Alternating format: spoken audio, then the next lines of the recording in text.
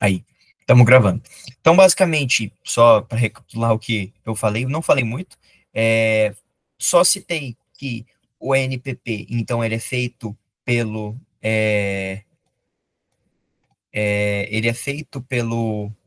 próprio Ministério Público, tá? Ele é proposto pelo Ministério Público, depende da aceitação do acusado, né?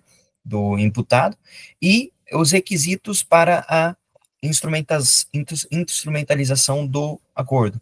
É a confissão do acusado, se é para crime de violência, perdão, crime sem violência ou grave ameaça, e a pena mínima precisa ser inferior a 4 anos. Havendo isso e não sendo uma hipótese, por exemplo, de arquivamento, ou não tendo o acusado feito um acordo de não persecução penal nos últimos 5 anos, e não sendo a questão que a gente vai ver aqui também da adequação, né? Então, sendo suficiente para a reprovação e prevenção do crime, aí poderá ser proposto a NPP, tá bom? Então, pessoal, vamos lá.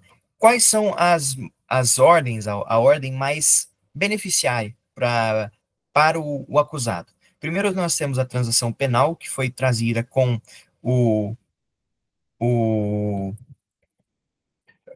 foi trazida com a Lei 9.099 dos Juizados Especiais. Depois nós temos o acordo de não persecução, que é o segundo mais vantajoso.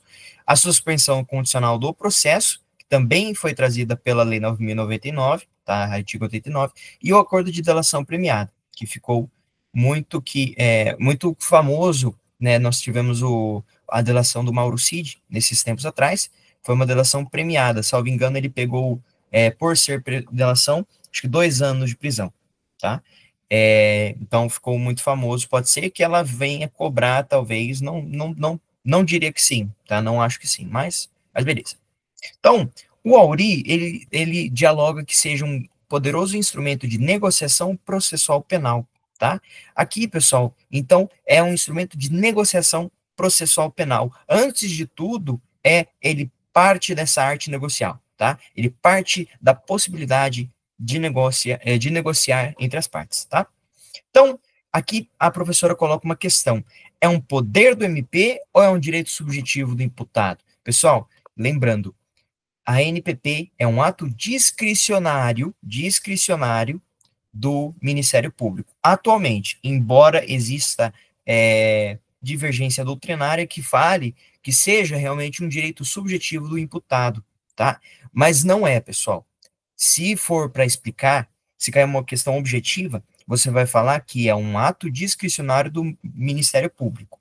Se puder ser uma discursiva, então objetiva, ato discricionário. Se for discursiva, aí você pode citar essa divergência doutrinária, tá? Mas a professora entende que, preenchidos os requisitos legais, é um direito subjetivo do imputado, tá?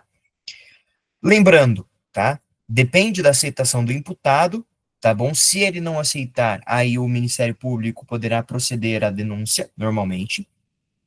E, uma vez formalizado o acordo e cumprido integralmente, vai ser extinta a punibilidade. Tenham muito cuidado, pessoal. Não é extinta a tipicidade, ou seja, o crime não deixa de ser crime, aquele fato não deixa de ser crime, e não é extinta a ilicitude. O fato não deixa de ser antijurídico. Aqui, a única coisa que vai ser modificada é a questão da própria punibilidade, tudo bem? Então, a punibilidade que vai ser afetada, não a ilicitude ou a antijuridicidade, tá bom? Ou, perdão, a tipicidade ou a ilicitude. Tudo bem, pessoal? Então, extinta a punibilidade. Não gerando reincidência ou maus antecedentes, tá? A única consequência do ANPP é que obsta um novo acordo no prazo de 5 anos contados desse acordo de não persecução penal, tá bom? Então, essa é a única consequência da NPP. Não gera antecedentes e não gera reincidência do crime, tá? Então, ele continua sendo réu primário, tudo bem? Aí, em caso de rescisão por não cumprimento, o MP deverá oferecer a denúncia e o fato prosseguirá sua tramitação normal, como iria ser se nunca tivesse sido feito o NPP.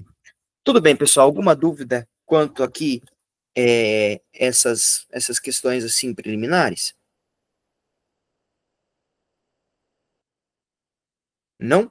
Beleza. Agora, pessoal, é o conteúdo mais importante, tá? Do nosso ANPP. São os requisitos cumulativos. Lembrando, cumulativos, né? Então, eles se cumulam. Na ausência de um, não é possível fazer o ANPP. Então, o primeiro e um grande requisito seria que não deve ser caso de arquivamento, tá bom, pessoal? Então, não deve ser caso de arquivamento. O arquivamento, ele pode ser pela falta de justa causa, tá? Então, ausência de indícios mínimos de autoria ou materialidade do crime, pela atipicidade da conduta, então a conduta em si é atípica, então não tem o porquê de proceder ao caso, né? Então deverá ser arquivado, pela excludente de licitude e da punibilidade, tá bom? Então, havendo essas hipóteses de excludência, não há, será uma hipótese de arquivamento, e não será possível, então, fazer a NPP justamente por essa razão, tá bom? Que é uma hipótese de arquivamento. O próximo requisito é que o imputado deve confessar formal e circunstancialmente a prática de crime. Então, a confissão, ela é necessária, tá? Confissão necessária. O terceiro e aí que quarto também requisitos são que a pena mínima deve ser inferior a 4 anos e o crime deve ter sido praticado sem violência ou grave ameaça, tá bom?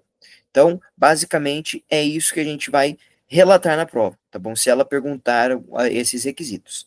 E, por fim, o último, o acordo e suas condições devem ser suficientes para reprovação e prevenção do crime, ou seja, adequação e necessidade. Às vezes, você vai ter que no acordo foi estipulado que ele vai pagar, sei lá, duas cestas básicas, né? Só que ele cometeu um crime de furto e ele furtou 10 mil reais. Não é proporcional. Estão vendo que não é proporcional? Então, precisa ser proporcional, precisa ser adequada essa punição, tá bom? Alguma dúvida, pessoal, aqui nos requisitos? Lembrando que são cumulativos, tá? Agora, são as causas impeditivas do acordo, então, de natureza alternativa. Basta a existência de uma delas para não ter cabimento. Então, é a mesma coisa dos requisitos cumulativos. Basta a existência de um dos requisitos cumulativos, a inexistência de um, aí obsta o acordo. Tá? Então, primeiro, não poderá ser proposto acordo quando for caibível a transação penal, né, porque é mais benéfica para o imputado. Quando as circunstâncias pessoais do imputado não recomendarem, né, por ele ser reincidente, ou existirem elementos probatórios suficientes de que se trata de conduta criminosa habitual, reiterada ou profissional, tá? Mas isso é um critério bem vago, então abre uma margem de interpretação para o MP, tá? O próximo é que o imputado não pode ter se beneficiado nos últimos 5 anos, né, de cometido o crime, nos 5 anos anteriores ao crime, de acordo de não persecução, ou outro acordo de não persecução, tá bom, pessoal? Então, tanto de acordo de não persecução, quanto da transação ou da suspensão condicional do processo, tá? Nenhum destes, tá? Se houver, então, foi feito acordo de não persecução penal, 3 anos seguintes do cumprimento do acordo, ele cometeu novo crime. É cabível acordo de não persecução penal? Não é, por causa dessa questão, tá? Não resguardou esses 5 anos. Próximo, condições a serem acordadas. Então, aqui, pessoal, são as formas de que aquele criminoso vai pagar pelos crimes, tá? Elas são alternativas, mas podem ser acumuladas. Então, pode ser ou uma ou outra, mas pode ser uma e outra, tá? Se o caso assim necessitar. Tá? Então, a primeira é reparação do dano ou restituição do objeto à vítima, salvo impossibilidade, ou seja, eu furtei um celular, eu vou lá e restituo esse celular, tá? O segundo é a renúncia de bens e direitos que sejam instrumentos, né, produto direto ou adquiridos com os proventos da infração, a serem indicados pela MP. Então, você comprou uma casa com o valor que você furtou, você renuncia a essa casa, porque esse provento, esse bem, esse direito que foi foi criado mediante essa prática ilícita, tá, do crime. O próximo é prestação de serviços à comunidade ou entidade pública, né, pelo tempo correspondente ao da pena mínima combinada ao delito, né, que poderá ser reduzida de 1 a 2/3 conforme a negociação, tá bom? O próximo é o pagamento de prestação pecuniária, então de dinheiro, que irá reverter preferencialmente à entidade pública ou de interesse social que tenha como função proteger bens jurídicos iguais ou semelhantes aos atingidos pelo delito, tá? Então, tem essa preferência, mas não quer dizer que vai ser necessariamente sempre, tá? Então, pagamento de prestação pecuniária de valor, e, por fim, cumprir por prazo a ser negociado e determinado qualquer outra condição indicada pelo MP, tá bom? Desde que o proporcional é compatível com o crime imputado. Essa daqui, pessoal, é uma condição coringa, basicamente, porque qualquer coisa que o MP considere proporcional e compatível poderá ser feito. Ah, ele deverá gravar um vídeo de desculpas para a vítima, prometendo que ele nunca mais vai cometer aquele crime e também deverá restituir os valores furtados. Isso é se o MP entender que seja proporcional e compatível, poderá ser feito, tá bom? Lembrando, são alternativos, mas podem ser cumulados. Tudo bem? Vamos lá, pessoal. Agora o procedimento. Quando é feito ou proposto o acordo de não persecução penal? Ele é proposto antes do recebimento da denúncia, pré-processualmente, tá bom? E ele é homologado pelo juiz das garantias. Frisem bem, pessoal, naquela atividade que a gente fez em sala, a professora deu muita ênfase naquela da garrafa, né? A professora deu muita ênfase a isso, tá?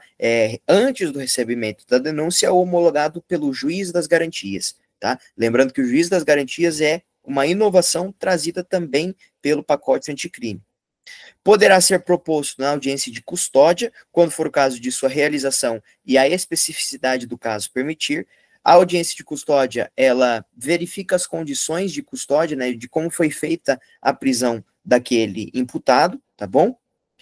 Poderá ser oferecido aos processos em curso quando da sua entrada em vigor, na medida em que se trata de norma mista, que retroage para beneficiar o réu. Então, pessoal, mesmo que tenha um processo em curso, é possível oferecer o ANPP, tá? Mas, lembrando, tá? Que tem que cumprir todos os requisitos normalmente, tá? Normalmente. Não existem obstáculos a que seja oferecido em qualquer fase do procedimento, caso não tenha sido acordado no início do feito. Então, pessoal, não há obstáculos, não, nada obsta que ele possa ser oferecido em qualquer fase do procedimento, tá? Mas lembrando, sempre tem que cumprir os requisitos.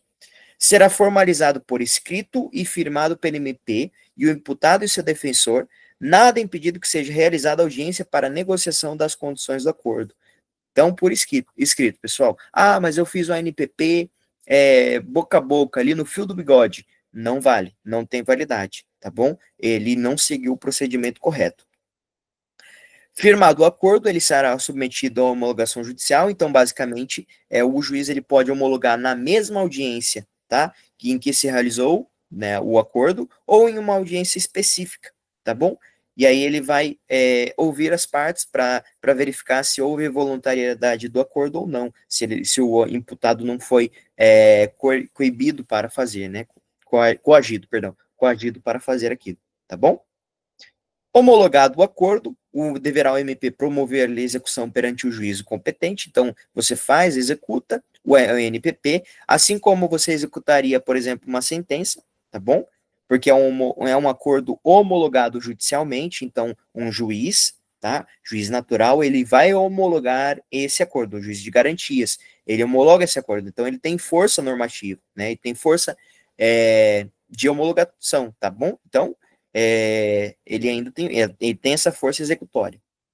Se o juiz considerar inadequadas, insuficientes ou abusivas as condições, devolverá os autos para o MP para que reformule as propostas com a concordância do imputado, tá bom?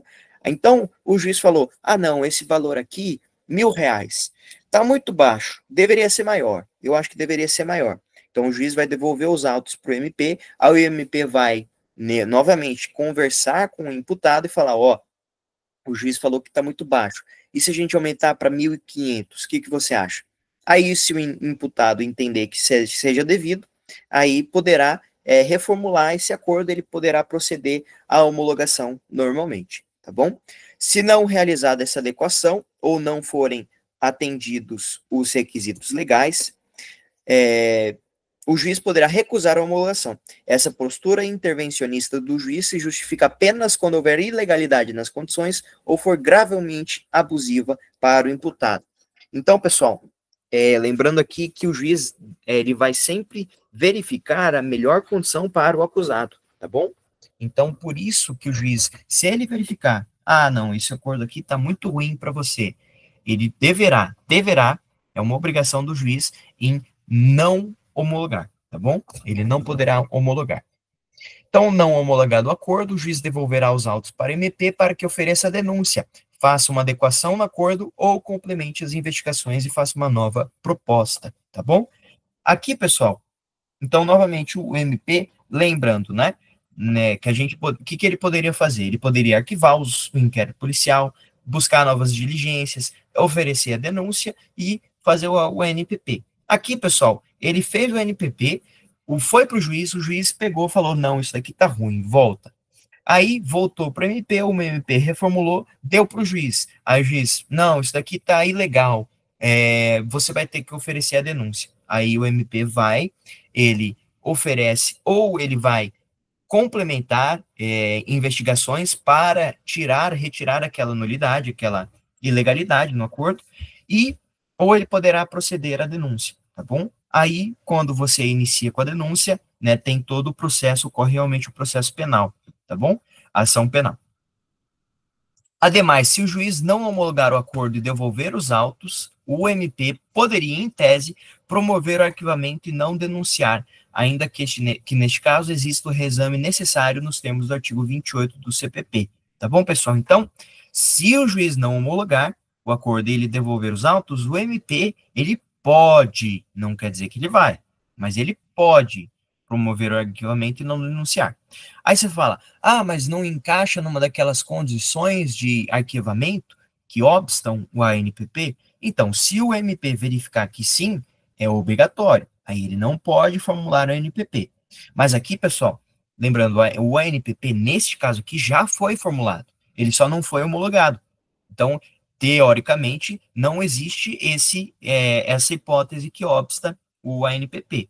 Mas se o juiz identificar que sim, aí talvez aí o MP pode proceder ao arquivamento dos autos, tá bom?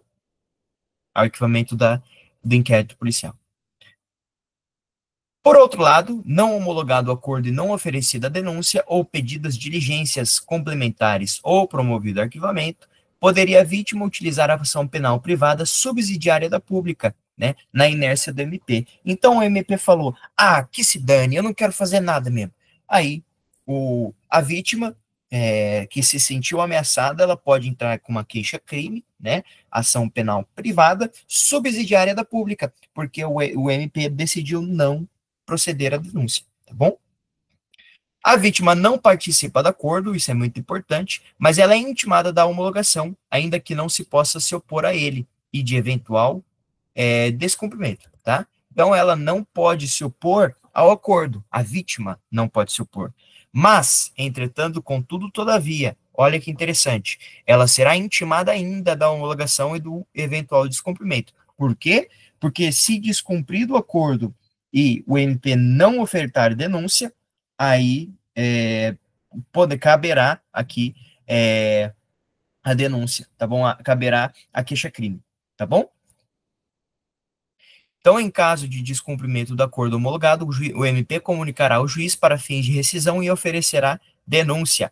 Sendo informado pelo MP o descumprimento do acordo, deverá o juiz designar audiência oral e pública para exercício do contraditório, momento em que deverá ouvir o imputado sobre a veracidade e eventuais motivos que justifiquem o descumprimento na presença de seu defensor. Também deverá ser analisada a proporcionalidade do descumprimento em relação às consequências. A revogação, portanto, além do contraditório, deverá ser objeto de decisão fundamentada do juiz, não sendo obrigatória, unilateral ou automática. Ou seja, pessoal, tudo que eu acabei de falar para vocês, tá? O juiz sempre, apesar de ser um procedimento, não é um processo, apesar de ser procedimento, é necessário resguardar a ampla defesa e o contraditório, tá bom? Então, o imputado será ouvido em todos os atos da NPP, porque interessa a ele, diretamente a ele e seu defensor, tá bom? Então, aqui, apesar de não ser um procedimento judicial, terá a obrigação de resguardar essas garantias fundamentais, tá bom? Então, poderá o juiz entender que está justificado o descumprimento, ou mesmo que ele não ocorreu, indeferindo o pedido de rescisão e determinando a continuidade do acordo. Ou seja, pessoal, se o juiz entender que o réu, né, o imputado, ele falou, ele justificou o descumprimento, então ele descumprindo, ele justifica, o juiz ele vai simplesmente indeferir o pedido de rescisão, tá? E determinar a continuidade do acordo. Esse pedido de rescisão é feito pelo próprio Ministério Público, porque aí ele rescinde o acordo, porque o acordo ele se trata de um negócio jurídico de uma certa forma, né? Uma declaração bilateral de vontade. Então é basicamente um contrato feito. E aí esse contrato, entre aspas, pode ser rescindido pelo MP, tá bom? Alguma dúvida quanto a NPP, pessoal? Moleza, né? Não é muito difícil, tá? O único problema é que tem alguns detalhezinhos que a gente precisa tomar um pouquinho de cuidado. Mas, lembrando dos requisitos cumulativos, eu acho que não tem muita dúvida quanto ao NPP, tá bom? Agora vamos para a ação processual penal, tá? Então, pessoal, aqui ela dá um contexto, o que é ação, o que é pretensão acusatória e o que é acusação, tá bom?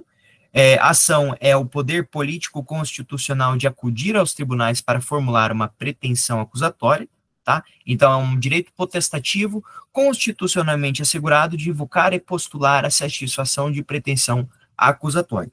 Ou seja, você tem o direito de entrar com uma ação, tá? Para resguardar um direito seu que foi ameaçado, que foi violado, tá? A pretensão acusatória, ela parte é um direito potestativo, né, por meio do qual se narra um fato com aparência de direito, então é o fumus comissi, né, e se solicita a atuação do órgão jurisdicional contra uma pessoa determinada. Então você vai solicitar, o MP, ele vai acusar determinada pessoa, e aí o tribunal, né, a pessoa, a figura do Estado, o juiz vai julgar essa pessoa, tá bom? E a acusação, por fim, se dá por meio da denúncia ou da queixa-crime, né, o processo inicial da ação penal, tá bom? Então, é a petição inicial, o que determina o início da ação penal, tá bom? Trancamento de ação penal. Pessoal, lembrando, não se fala de trancamento de ação penal, e sim trancamento do processo penal, tá? Pois é o curso, não, o processo que se quer fazer parar. É uma forma de extinção anormal ou prematura do processo penal, que pode ocorrer por causa de um reconhecimento claro da atipicidade da conduta, inclusive pelo princípio da bagatela, ou a extinção da punibilidade, tá bom? Então, iniciada a ação penal poderá ser o processo penal trancado por conta de alguma dessas hipóteses, né? Então, o princípio da bagatela, reconhecido ali, furtou R$ 5 de chocolate de um supermercado. Princípio da bagatela, tá? Ou pela extinção da punibilidade, tá bom? Então, seria justamente isso, tá bom? Por exemplo, a pessoa morreu, o acusado que estava, ele morreu, vai ser extinto, né? Essa extinção do processo penal, porque não existe mais quem punir, tá bom? Próximo, pessoal. Natureza jurídica da ação penal. Lembrando, é natureza de direito público, tá? É estabelecida entre o particular e o Estado para a realização do direito penal. É autônomo e abstrato, pois independe da relação jurídica de direito material. Então, a ação é um direito dos que têm razão e também dos que não têm, tá? E o Aury Lopes vai conceituar como sendo um direito potestativo de acusar, público, autônomo e abstrato, mas conexo instrumentalmente ao caso penal. Ou seja, pessoal, se ela perguntar qual que é a natureza jurídica da ação penal, a gente vai falar que é de direito público. Ah, mas e a ação penal privada? Ela ainda vai ser uma relação jurídica de direito público? Sim, pessoal, porque você ainda vai estar acionando a jurisdição competente, o órgão, o juiz ainda vai decidir, tá bom? Então, a gente tem essa natureza jurídica da ação penal, ela é de direito público. Alguma dúvida, pessoal?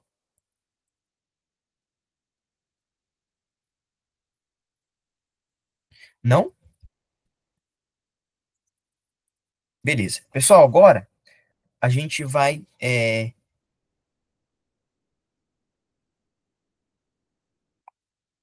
a gente vai ver, pessoal, é,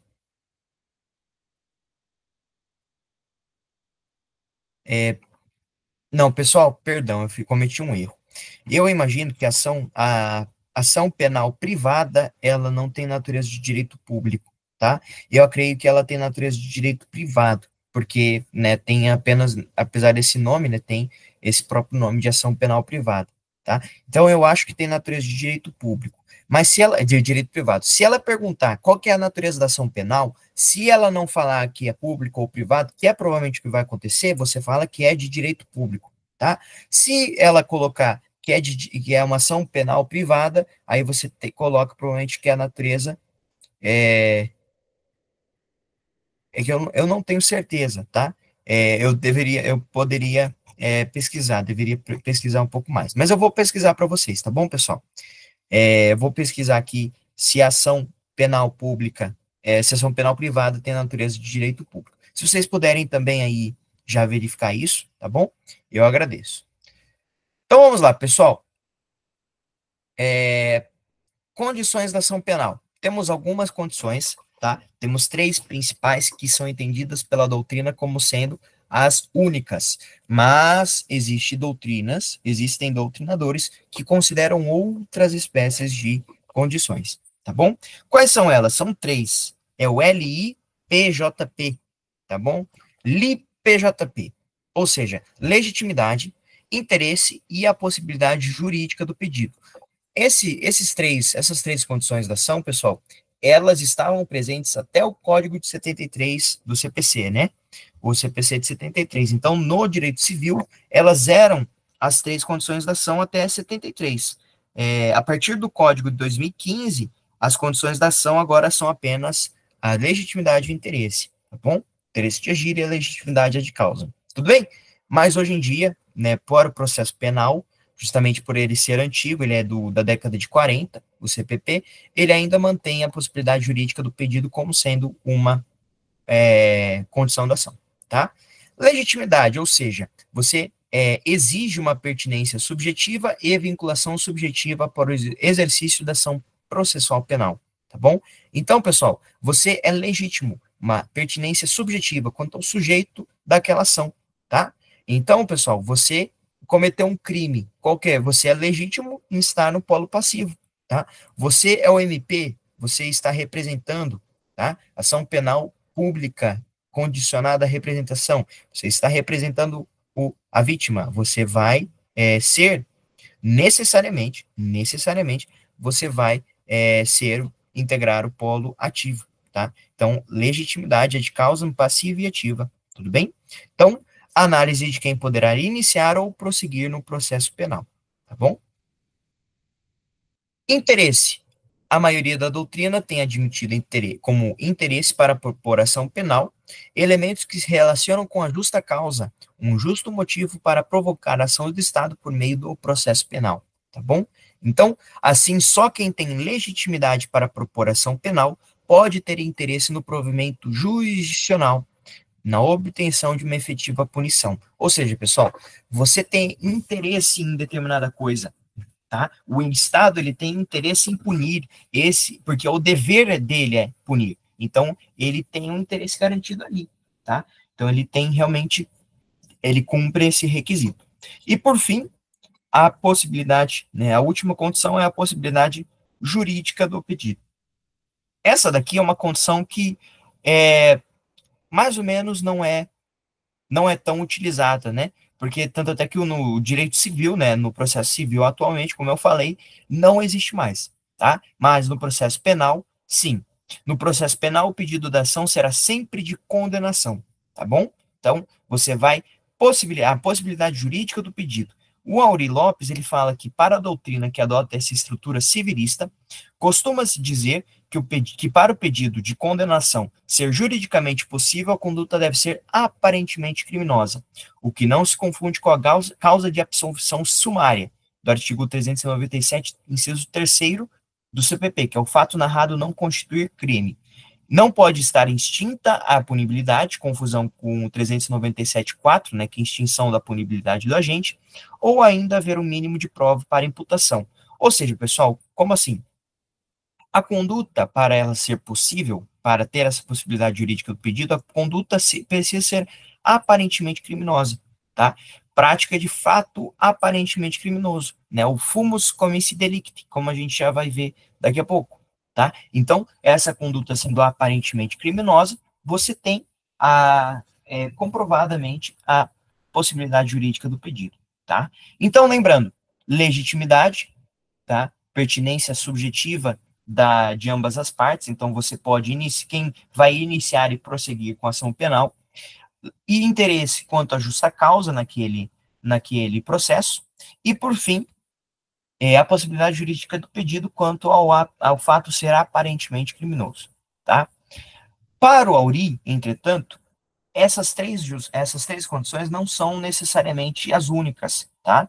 Essas três condições, elas podem ser um pouco modificadas. Como assim? Ele considera que são condições da ação as seguintes. A primeira seria a prática de fato aparentemente criminoso, né, o fumus comissi delicti, tá? Então, é o reconhecimento da ausência, né, análise do artigo 397.3 do CPP, demonstração clara da existência de uma conduta típica, então existe a tipicidade, existe uma conduta proibida pela lei, e ainda conjugar a ideia de injusto, aqui é o doutrinador Cirino dos Santos, observando as causas de justificação, causas excludentes de ilicitude. Então, aquele fato é aparentemente criminoso, pessoal. Então, necessariamente, você verifica que esse fato realmente existe uma possibilidade jurídica daquele fato ser criminoso, tá bom? Reconhecimento de ausência das condições da ação, tá? Então, antes do recebimento da denúncia, artigo 395.2 do CPP, aí, se for reconhecida a ausência de condições da ação, antes do recebimento da denúncia, procede-se ao arquivamento, tá? Do inquérito, porque não foi fornecido a denúncia ainda, tá? Então, necessariamente é uma rejeição dessa acusação, tá bom? E, agora, se após o recebimento da denúncia restar reconhecida essa causa excludente de ilicitude, a questão será de absolvição sumária do réu. Isso é muito importante, pessoal. Muito importante mesmo. Gravem bem isso. Se oferecido após o recebimento da denúncia, principalmente na fase de apresentação de respostas à acusação, tá? Restar reconhecida a causa excludente de ilicitude, então será necessária a absolvição sumária, tá bom? A absolvição sumária, você não pode manter aquela denúncia, tá bom? Então, a AURI admite a possibilidade de observância das causas excludentes de licitude e de culpabilidade. Então, em suma, como que funciona, pessoal? Se a causa de exclusão de licitude ou culpabilidade estiver demonstrada no momento em que é oferecida a denúncia ou queixa, poderá o juiz das garantias rejeitá-la com base no artigo 395.2. Falta uma condição da ação penal, qual seja a prática de um fato aparentemente criminoso, tá? Então, se houver alguma causa de exclusão de ilicitude ou culpabilidade, antes do recebimento da denúncia, tá? Então, aí poderá o juiz simplesmente rejeitar a denúncia, tá? Se, entretanto, o convencimento do juiz das garantias sobre a existência da causa e exclusão de ilicitude ou da culpabilidade somente for atingido após a resposta do acusado, já tendo sido a denúncia ou a queixa recebida, a decisão será de absolvição sumária. Então, antes da denúncia, rejeição. Depois da denúncia, né, na fase de absolvição sumária, na fase de resposta à acusação, absolvição sumária. Tudo bem, pessoal? Lembrando, é bem importante isso. Isso provavelmente, né, tem uma grande chance de cair na prova, tá? Punibilidade concreta. Pessoal, agora a gente fala de punibilidade concreta quando a gente tem, quando o juiz das garantias, ele reconhece uma causa extintiva da punibilidade ou rejeitando a denúncia ou queixa, tá bom? Então, pessoal, aqui a gente tem a punibilidade concreta. Ela não se encaixa numa das causas exclusivas de punibilidade, tá? Isso é uma das excludentes de punibilidade, tudo bem? Lembrando do exemplo do réu morto, tá? Se o réu morreu, não existe punibilidade concreta, então não tem como você prosseguir com a ação penal, tá bom? Mesmo sendo o réu realmente confesso, mesmo tendo ele sido realmente o autor do crime, não tem como você proceder à ação penal de um réu morto, tá bom? Então seria justamente isso. Seria uma ausência de punibilidade concreta. Então, a decisão de absolvição sumária fica reservada aos casos em que essa prova somente é produzida após o recebimento da denúncia, tá? Ou seja, após a resposta escrita do acusado. Faltou após aqui. Então, após a resposta escrita do acusado, após apresentada a resposta da acusação, se verificar, o juiz verificar alguma causa excludente de punibilidade, né? De punibilidade, então ele irá absolver sumariamente o acusado. Tudo bem, pessoal? Agora nós temos a legitimidade da parte. A legitimidade, ela não modifica muito entre a doutrina majoritária e a doutrina do Auri, tá? O que muda, mais ou menos, é nada. Basicamente se mantém, tá bom? Legitimidade da parte. A legitimidade ativa, então, quem pode representar, quem irá apresentar essa denúncia? Na ação penal de iniciativa pública, será sempre o MP, né, no polo ativo. Agora, na ação penal de iniciativa privada, vai ser a vítima ou o representante legal, tá bom? Lembrando, pessoal, observação, o furto é, em regra, ação penal pública incondicionada, salvo em caso no qual é furtada a representação, tá bom? Então, pessoal, no polo ativo, se for ação penal pública, sempre MP. Se for ação penal privada, a vítima ou o seu representante, tá? Bem tranquilo. E na legitimidade passiva, quem que está aqui na legitimidade passiva? O réu, tá? O autor do crime, quem realmente cometeu aquela conduta ilícita, tá bom? Então, será esse terá ele a legitimidade passiva, tá bom, pessoal? Então, a legitimidade ativa ou a passiva leva à rejeição da denúncia ou queixa nos termos do 395.2 do CPP, tá? Lembrando que é uma da ausência das causas de esse artigo, né, esse inciso fala da ausência das causas das condições da ação, tá bom? Então, ou ainda permite o trancamento do processo através de habeas corpus, né, em esse que se trata de processo manifestamente nulo, tá bom? Por ilegitimidade de parte. Beleza, pessoal, então é isso quanto à ilegitimidade. Se for ilegítimo, se uma das partes for ilegítima, aí caberá a rejeição da denúncia, tá bom? Então, cabendo a rejeição da denúncia. Como é feita em deferimento da petição inicial, tá? Para nós civilistas, né, que se identificam melhor com o processo civil ou com a civil, né, lá no artigo 485, né, no inciso 1º, ele fala da inépcia da petição inicial, né, que o juiz não resolverá o mérito quando verificar a inépcia da petição inicial. E a inépcia da petição inicial, uma das hipóteses é justamente a ausência das condições da ação. A gente pode simplesmente trasladar esse conceito, tá? Transmitir esse conceito para processo penal. Ausente uma das condições da ação, inépcia da petição inicial, rejeição da denúncia. Tudo bem, pessoal? Agora a gente vai falar sobre a justa causa, tá? A justa causa, né? A grande maioria dos doutrinadores entende que essa é realmente uma verdadeira condição da ação, tá? Ela é prevista no 395.3. A justa causa identifica-se como a existência de uma causa jurídica e fática que legitime e justifique a acusação e a própria intervenção penal, tá? Então, existem dois fatores aqui importantíssimos para se verificar a justa causa. A existência de indícios razoáveis de autoria e materialidade e o controle processual do caráter fragmentário da intervenção penal. Ou seja, pessoal, na existência de indícios razoáveis de autoria e materialidade, você diferencia, por quê? Do fumus commissi delicti, como? Em qual sentido? Porque o fumus, ele indica análise típica do fato cometido. Então, é um fato típico, é um fato aparentemente criminoso, tá? A justa causa, ela não é quanto à aparência, não é quanto à tipicidade, mas sim da possibilidade do Estado intervir. Então, não são sinônimos, tá?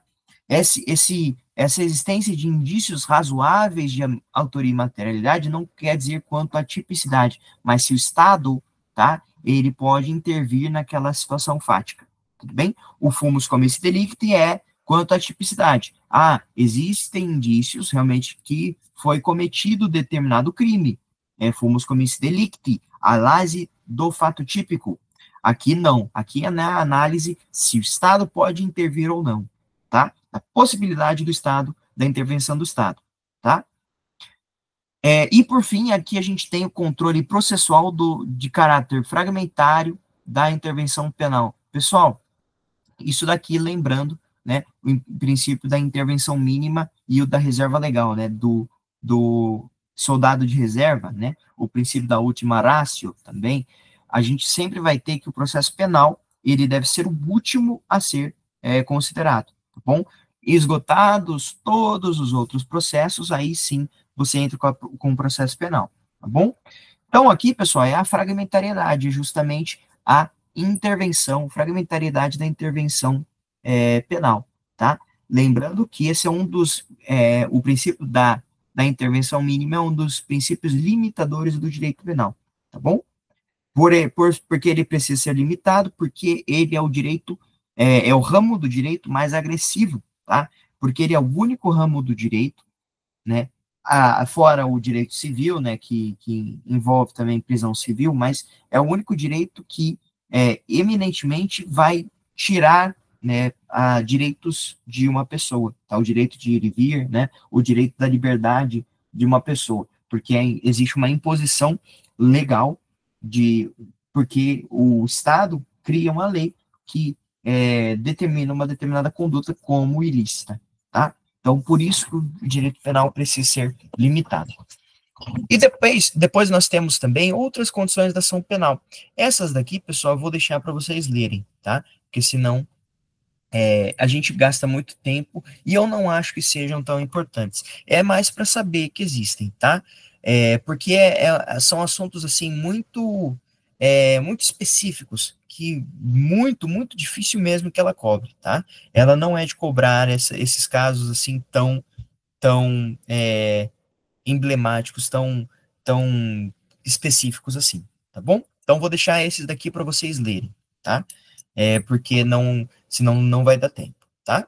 Então, as outras condições. Mas as condições mais importantes, a gente já viu todas sem exceção, nós vimos as condições. Então, lembrando, para a doutrina majoritária, possibilidade jurídica do pedido, né, legitimidade e interesse.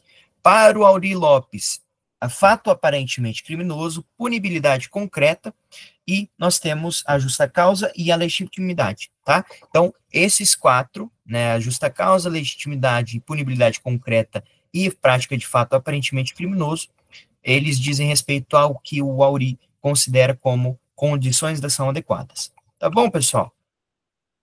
Alguma dúvida? Não? Agora a gente vai passar para talvez o conteúdo mais complicado na nossa matéria, tá? Por que que ele é complicado? Porque ele tem muito detalhezinho, bastantes detalhes, mas a gente vai ver com calma e com cautela. Vamos lá, pessoal. Jurisdição e competência penal, tá? Então agora a gente vai falar de competência, o assunto mais importante do direito penal, tá? Justamente por ser o direito, justamente por ser realmente o que vai dar início, tá, ao aspecto do direito penal. É a própria competência. Não tem como você, sendo incompetente, iniciar uma ação penal, tá? Ou mesmo ser incompetente e julgar uma ação. Por isso que, então, a competência é tão importante, tá? Porque sem competência, sem jurisdição, não há ação penal. Tá? Então, a jurisdição penal deve ser concebida como poder-dever de realização de justiça estatal por órgãos especializados do Estado. Tá? Então, Estado brasileiro cria órgãos, tribunais, juízes, que irão julgar casos do direito penal, tá? Por isso que se fala de jurisdição, tá? Então, o próprio Estado brasileiro, na figura do jus puniendi, né, o detentor único do jus puniendi, ele irá criar esses órgãos para julgar os casos, tá bom? O poder dever mais direito fundamental, então, igual à jurisdição penal. A competência, ao mesmo tempo em que limita o poder, cria condições de eficácia para a garantia da jurisdição, juiz natural e imparcial. Ou seja, pessoal, a competência, apesar de ser uma limitação, ela também é um fator importantíssimo para a jurisdição penal. Imagine você é habitante da cidade de Maringá e competência não existe, então um juiz da, sei lá, 15ª Vara Criminal de Fortaleza poderia julgar o seu caso, tá? Então, essa competência, já que não existe competência, né, esse é um exemplo hipotético, ele poderia julgar. Venhamos, convenhamos, esse juiz está muito fora da sua realidade fática, tá? Então, provavelmente, ele não irá atuar com tanta neutralidade, com tanta imparcialidade. Então, por isso que a jurisdição é importante, por isso que a competência é importante, justamente para reconhecer que existe essa qualidade, essa condição, tá bom? Desse juiz natural, ser natural e imparcial. Beleza, pessoal? Pessoal, eu vou dar uma paradinha rapidinha, tá? De 3 minutinhos ali, até chegar em 4h40, só para a gente ir no banheiro tomar uma aguinha, tá bom? Rapidinho, já volto com vocês aí.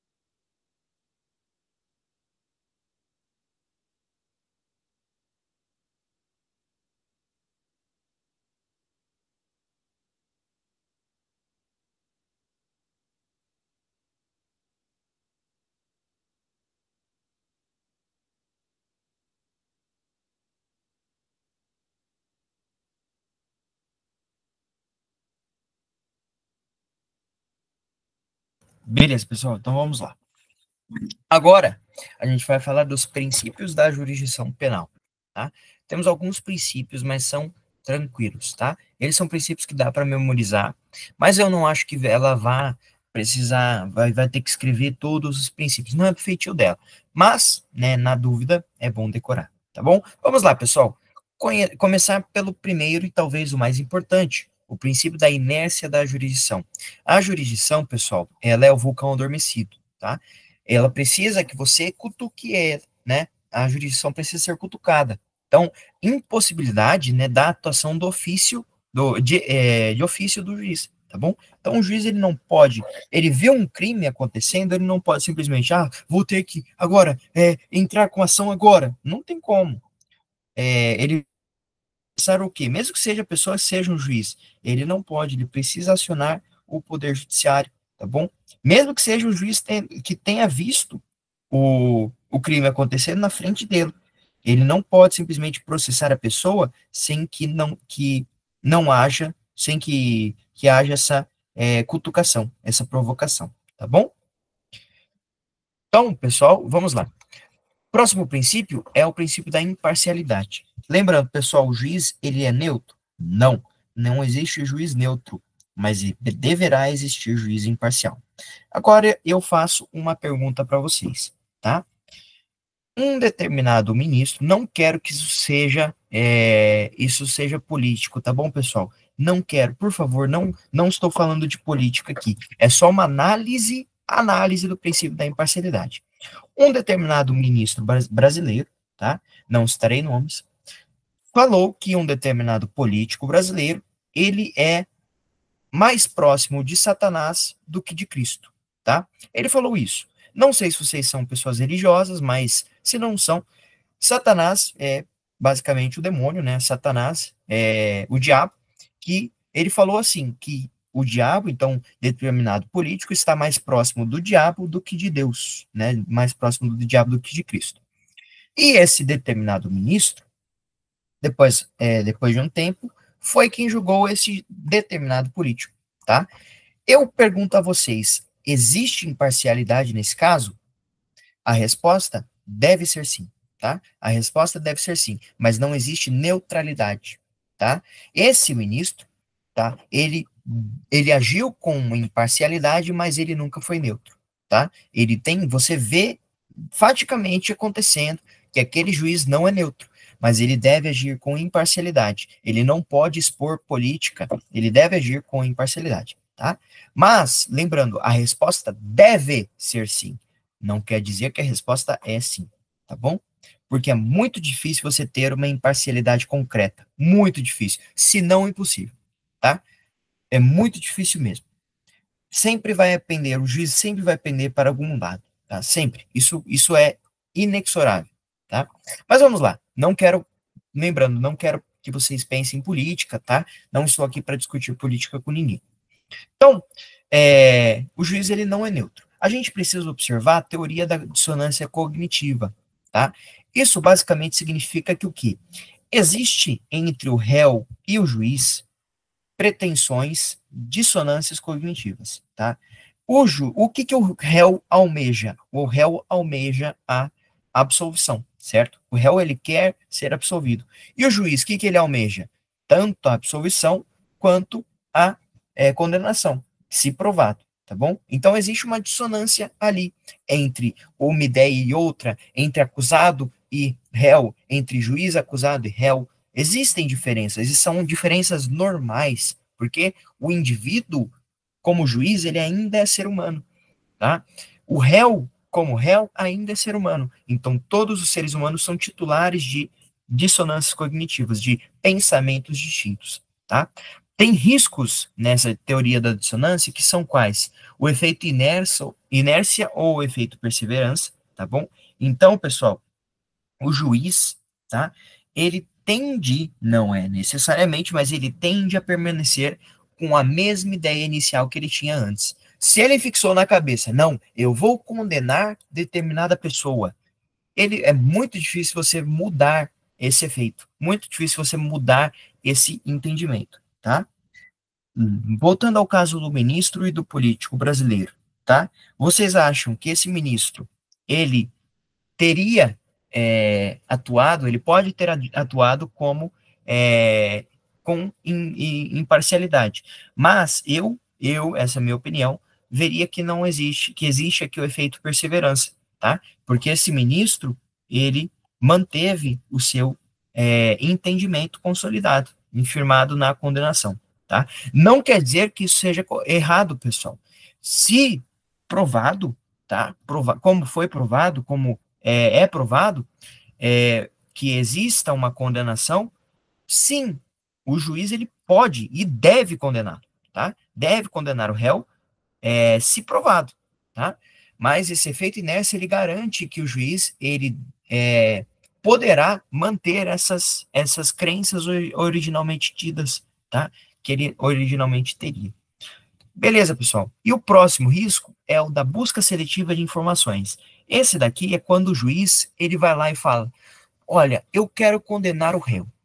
Tem 99 provas que absolvem ele. E tem uma prova que vão condená-lo. O juiz vai lá e faz o quê? Ele vê apenas aquela única prova. Isso é o que a gente chama de busca seletiva de informações. Seletividade. Lembram lá do direito tributário? Não tem nada a ver com direito tributário essa seletividade, tá bom?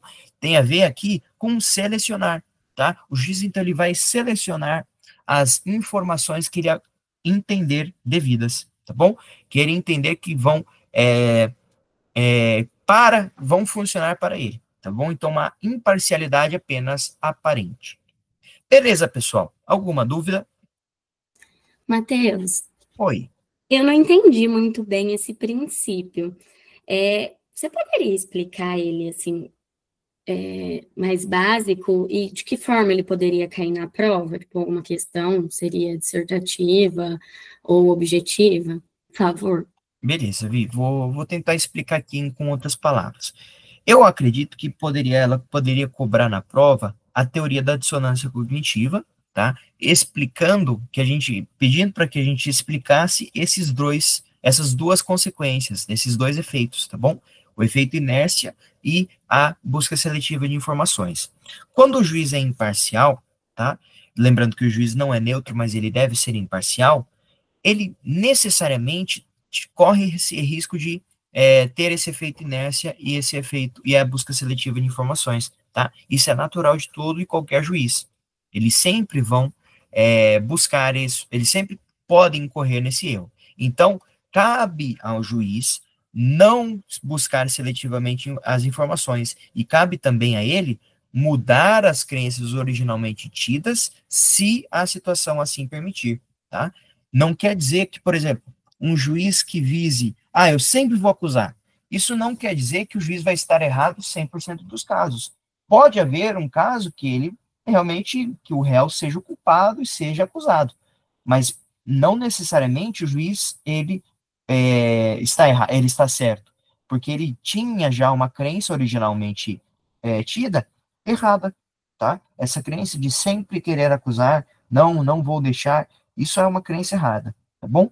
Então, o princípio da imparcialidade do juiz, ele fala justamente disso, que o juiz ele deve ser imparcial, mas ele não é neutro, porque ninguém é neutro, de verdade, tá?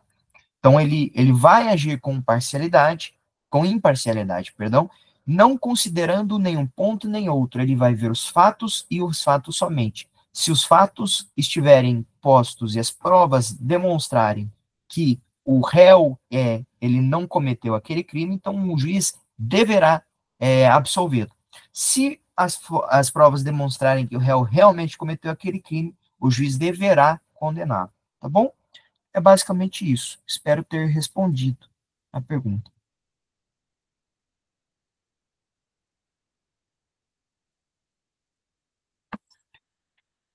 Beleza, pessoal. Então, passando aqui agora para o próximo princípio, o princípio do juiz natural, tá?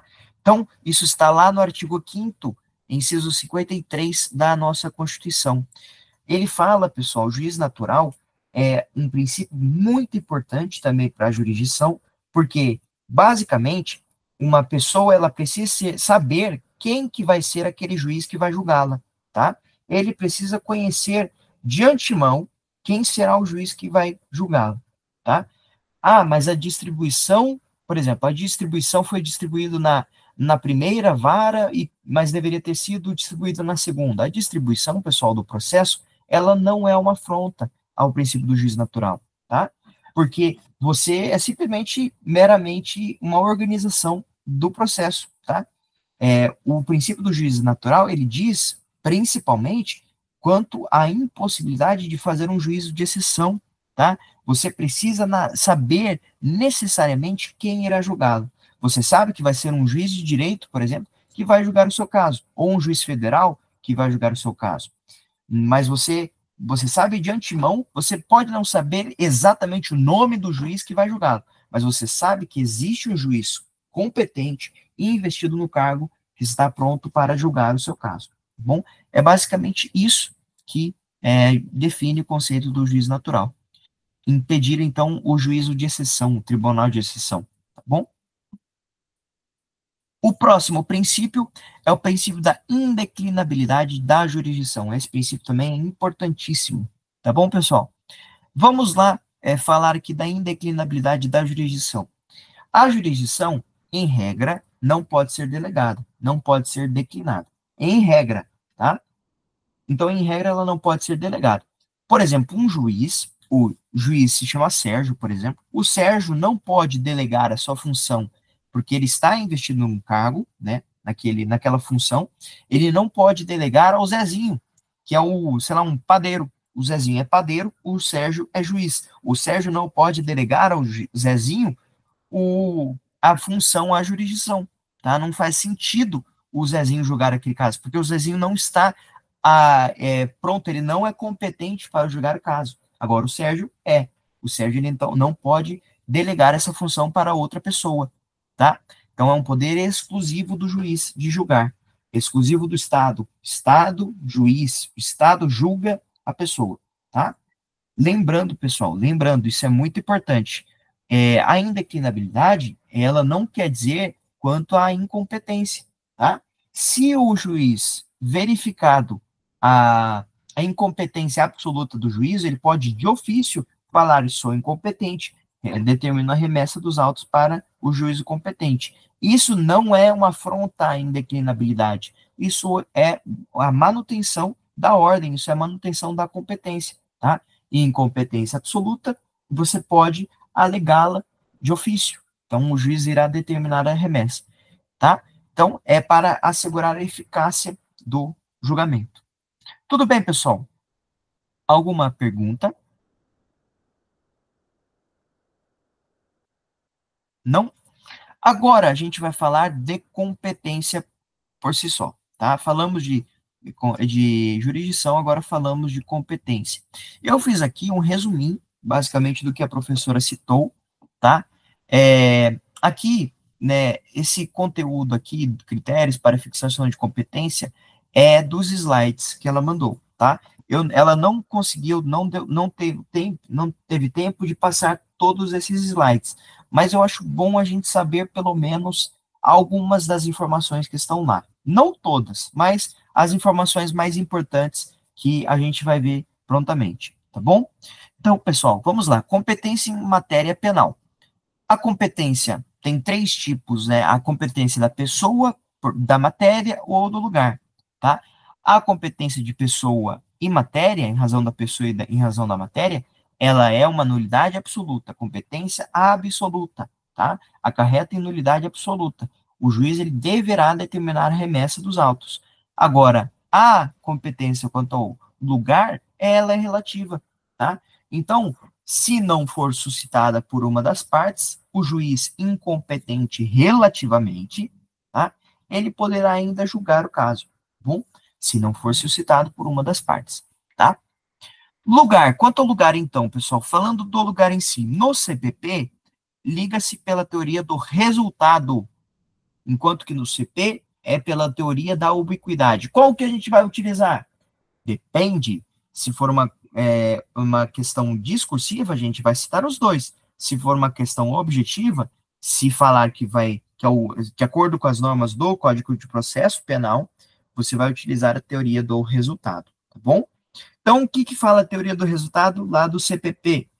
Fala que a competente lugar, o foro do lugar que se consumar a infração, ou do último ato de execução, no caso de tentativa, está lá no artigo 70. Pessoal, importantíssimo, teoria do resultado é no lugar que se consumar a infração, tá?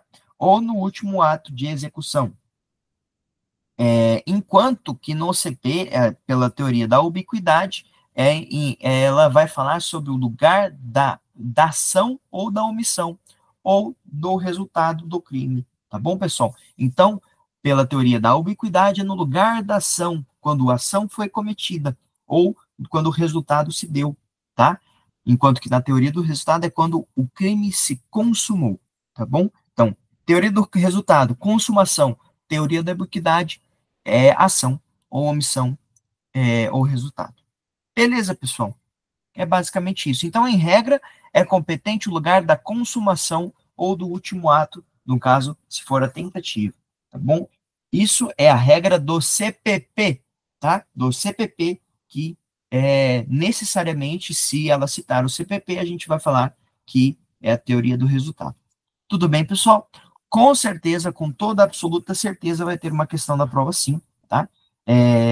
Não necessariamente nessas exatas palavras, mas para a gente explicar o que funciona essas teorias, ou qual é a teoria adotada pelo CPP quanto à competência em razão do lugar, tá? Vai ter uma teoria, vai ter uma questão da prova provavelmente assim, tá?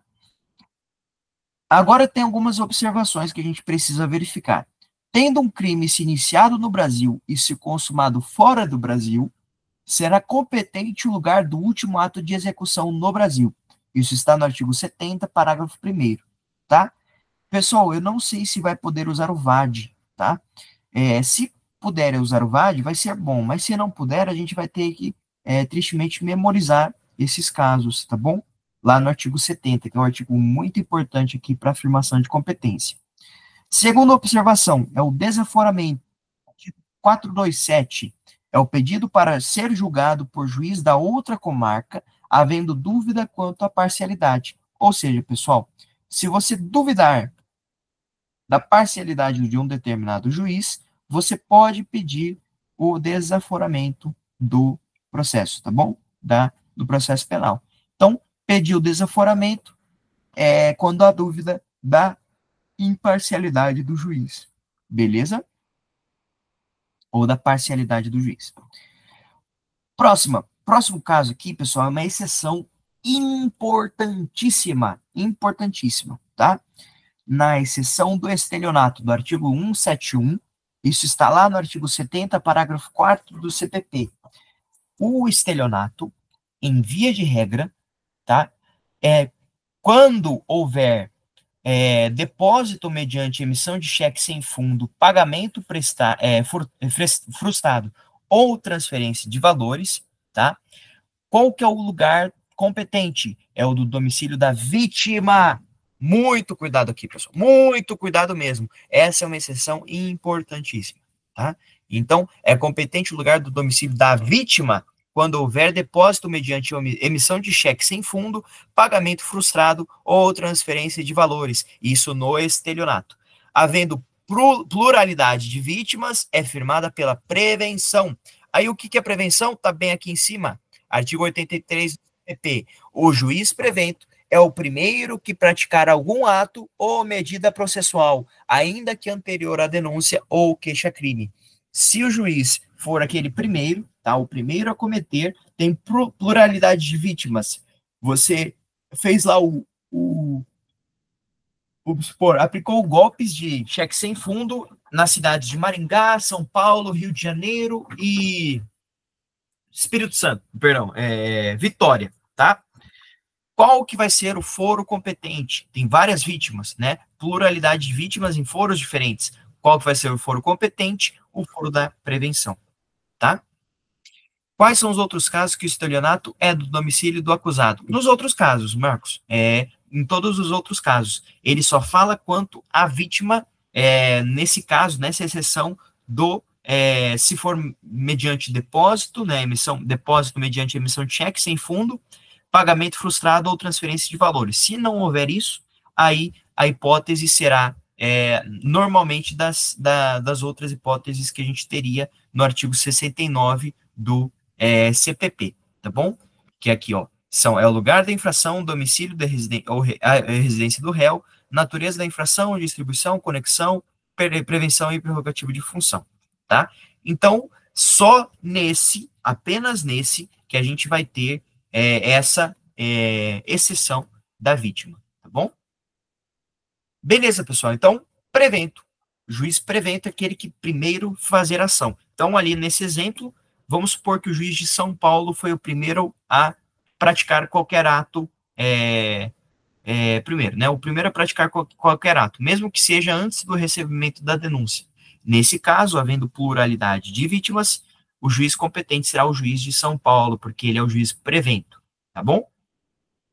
Por fim, essa última observação, sendo desconhecido o lugar da infração, será competente o foro do domicílio ou residência do réu. Tá bem aqui, pessoal, tá vendo? Desconhecido o lugar da infração, será o domicílio ou residência do réu. Não tem uma ordem, eu não imagino que seja uma ordem essa competência jurisdicional, até porque o último que está aqui é prerrogativa de função. Só que se houver uma hipótese de prerrogativa de função, por exemplo, um senador ser julgado pelo STF, ele vai ser, obviamente, vai ter que ser lá em Brasília, né? O STF, né? O foro competente é o foro do STF, tá? Então, em prerrogativa de função. Então, aqui não tem uma ordem específica, eu imagino, tá? Mas a gente tem esses casos aqui da competência jurisdicional. Tudo bem, pessoal? Então, desconhecido o lugar da infração, o foro será competente do domicílio ou residência do réu, tá? A não ser essa exceção do estelionato. Lembrando dessa exceção do estelionato. Alguma dúvida, pessoal, quanto aqui a competência? Não? A gente vai agora fazer um apanhado geral de competência, tá? Eu já falei basicamente tudo, tá? Que era para falar, tudo que ela falou em aula eu anotei aqui. Mas a gente vai dar um apanhado geral. Critérios para fixação de competência, tá lá no rol do artigo 69. Lugar da infração, domicílio ou residência do réu, não da vítima, tá? A não ser que seja estelionato mediante depósito, depósito mediante emissão de cheque sem fundo, pagamento frustrado, né? E transferência de valores, tá? Então, Urubu do Pix, por exemplo, Urubu do Pix é um estelionato? É estelionato 171. Urubu do Pix, você vai lá, tem várias vítimas, prevenção, tá bom? O juiz prevento, tá? Aquele que primeiro praticou o ato, tá? Então, o Código de Processo Penal especifica a competência em razão de matéria, pessoa e local. A gente já viu, tá? Em razão de matéria da infração, por exemplo, um homicídio é julgado no tribunal do júri. Quanto à pessoa, né, o senador sendo julgado pelo STF, tá? E quanto ao local, seria justamente a nulidade, a competência relativa, a única competência relativa que, quanto ao local do crime, onde o crime realmente foi consumado, tá bom? Isso em regra, local do crime que foi, né, local da consumação do crime, tá? Isso para a teoria do resultado, que é a teoria adotada pelo CPP.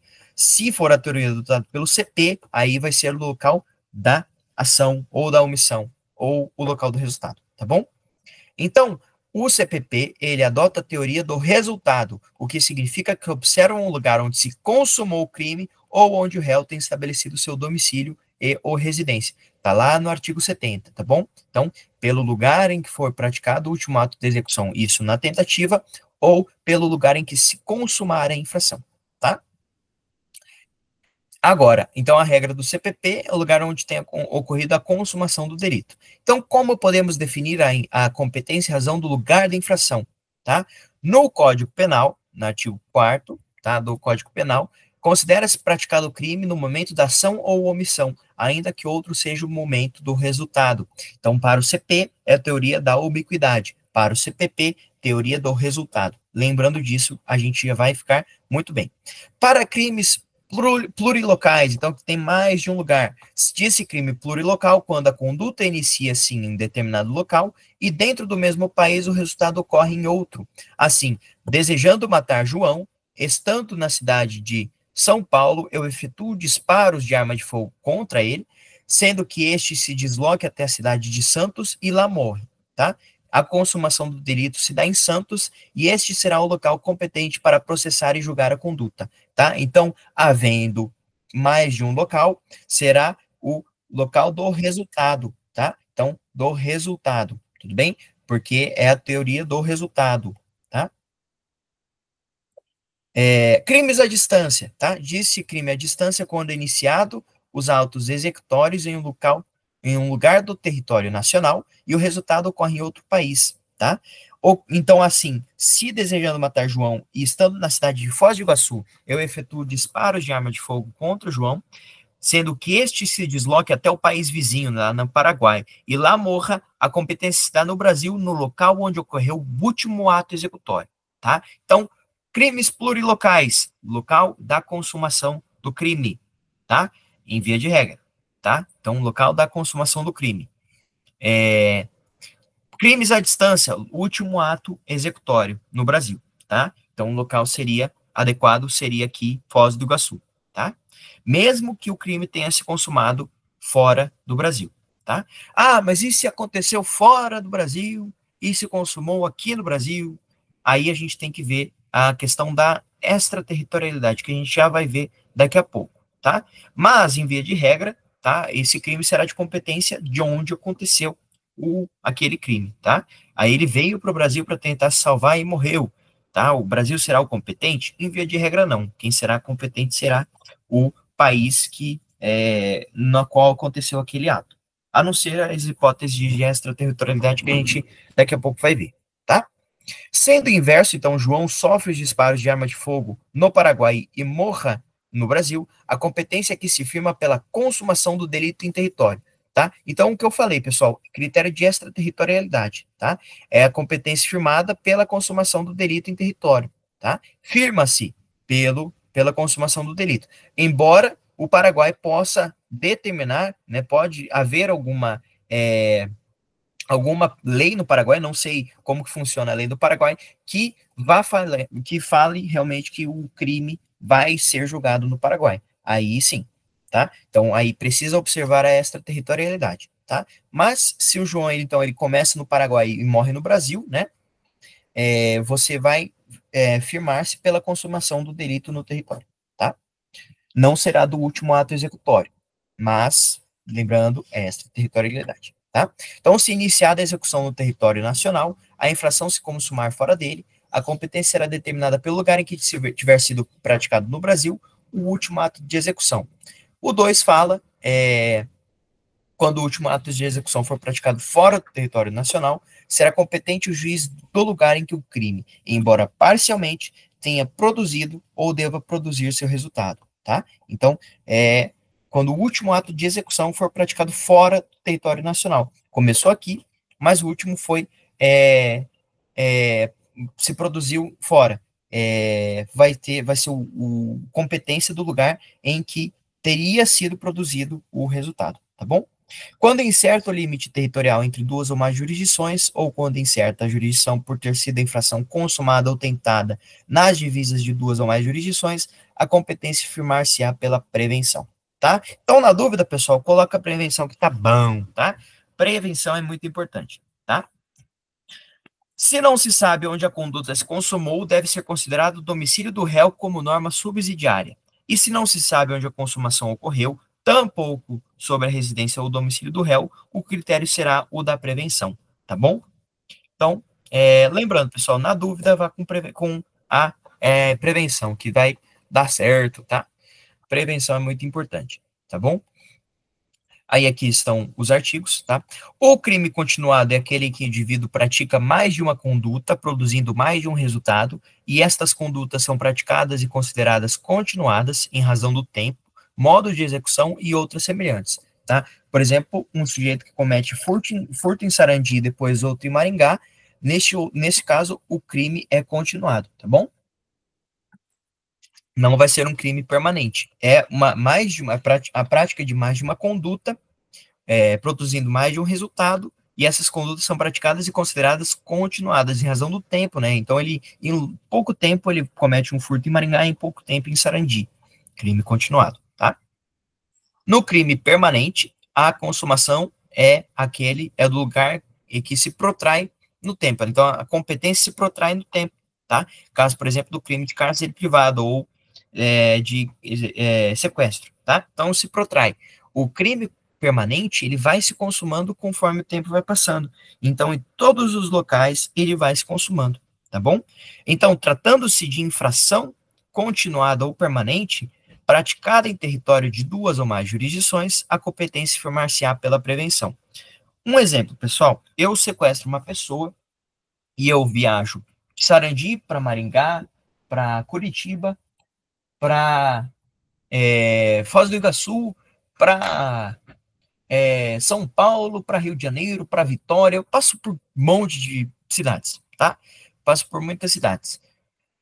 Qual que vai ser a competência? Tá? Já que o crime se consumou, já que ele é permanente, ele se consumou em vários lugares.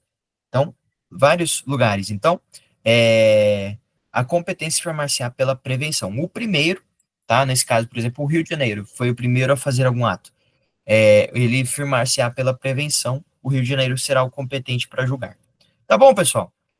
Acho que tá bom, né? Daqui a pouco a gente está terminando. Os órgãos competentes, pessoal, eu acho muito difícil ela cobrar, porque mais, fala sobre justiça militar, tá? Justiça estadual. Eu acho que ela não falou absolutamente nada disso, então eu acho que não vai ser tão necessário falarmos sobre esses órgãos competentes, tá? Lembrando, tá? Se for um crime, só para resumir, se for um crime de natureza federal, onde que vai ser consumido? Onde que vai ser julgado aquele crime? Obviamente, na Justiça Federal, tá? Se for um crime de natureza estadual, aí vai ser na Justiça Estadual. E se for um crime de natureza militar, depende. Se for um militar das Forças Armadas, é um crime militar federal, tá? Se for um militar do Corpo de Bombeiros, é um crime da Justiça Militar Estadual. Tá bom, pessoal? Eu acho que tá bom, né? Acho que tá bom. Se vocês quiserem dar uma olhadinha depois aqui, tá no arquivo aqui, mas, ó, nela não falou nada disso, tá? Nada desses órgãos competentes, então acho difícil ela cobrar alguma coisa parecida. Beleza, pessoal? Alguma dúvida? Restou alguma dúvida na cabecinha de vocês? Qualquer dúvida, vamos lá. Enquanto isso, eu vou pegando aqui umas questões que o Danizão, ele colocou que ela cobrou na hora daquela atividadezinha, tá bom, pessoal? Vamos lá. Matheus, Oi. a competência por prevenção é o do primeiro ato do juiz, certo? Tipo, um mandado de prisão, ou o primeiro ato que o autor comete o crime, assim? O primeiro ato do autor. O primeiro ato do juiz. Ele fez o primeiro furto, daí depois fez em outra cidade, é o primeiro ato do juiz, né? Primeiro ato do juiz, não é o primeiro ato do autor. Então, por exemplo... um pouco confuso. Beleza. Então, por exemplo, eu vou lá, crime continuado, eu cometo um crime em Sarandi, e um crime em Maringá, um crime em Paysandu, um crime em Mandaguaçu e um crime em Paranavaí, tá? Qual que vai ser o foro competente, tá? O juiz que primeiro falar, o juiz que primeiro fazer alguma coisa. Então, por exemplo, o juiz de Maringá foi o primeiro a acionar. Vai ser o foro competente e o foro de Maringá. Tudo bem? Tá bom, então, obrigada. Não diz respeito, nada, não diz respeito quanto à atuação do réu, e sim quanto à atuação do juiz em si, tá bom? Agora a gente vai ver, pessoal, tem alguns pontos que merecem um pouco de atenção, tá? Deixa eu ver, aqui, ó.